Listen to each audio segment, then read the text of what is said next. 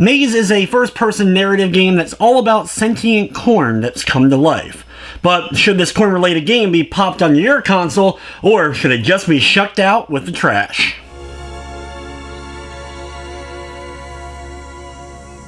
Maize is a first-person adventure narrative exploration style of experience, aka a bit of a walking simulator. The game starts off with a very much horror vibe to it. You're exploring a corn maze, there's some creatures that run off into the distance, and soon you find yourself at a decrepit farmhouse. After solving just a little bit of the game's first initial puzzles, you soon come face to face with the sentient corn of the game, and find out that this game is much more comedy than it necessarily is horror.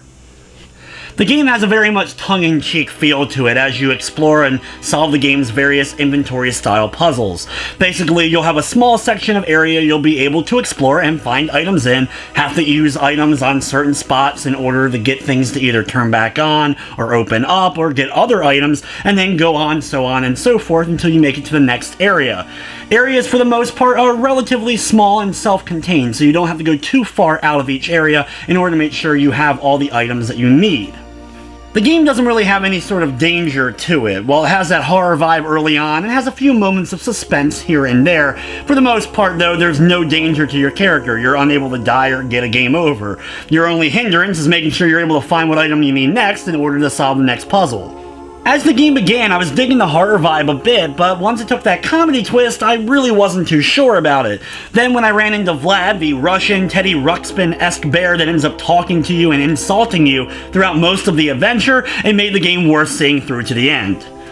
The thing is with Maize, the characters and story make it worth continuing on for the most part, but the gameplay itself is pretty much the same thing every new area you make it to. You may make it to a brand new place, but you're still going to be just finding a few items and taking them to certain locations. There's no way to fail. There's not even really any other styles of puzzles to solve other than filling in the silhouettes of where items potentially will go, and it's quite obvious usually when you find a new item where you're going to be taking it to. As to be expected with a game like this, it's not particularly long, taking about 2.5 to 3 hours in order to finish. There's some collectibles along the way, basically documents and other weird items that you're able to find that have some humorous descriptions to them as you locate them throughout the facility and the farm. From the technical side of things, the game didn't crash on me, but I did get stuck in the environment on a couple of occasions. I would be able to clip through a few of the environments itself, bunch of texture pop in, as well as the game would slow down from time to time. Maize is available now, though, on the PlayStation 4, Xbox One, and PC for $19.99. It unfortunately does not have a Platinum Trophy on the PS4.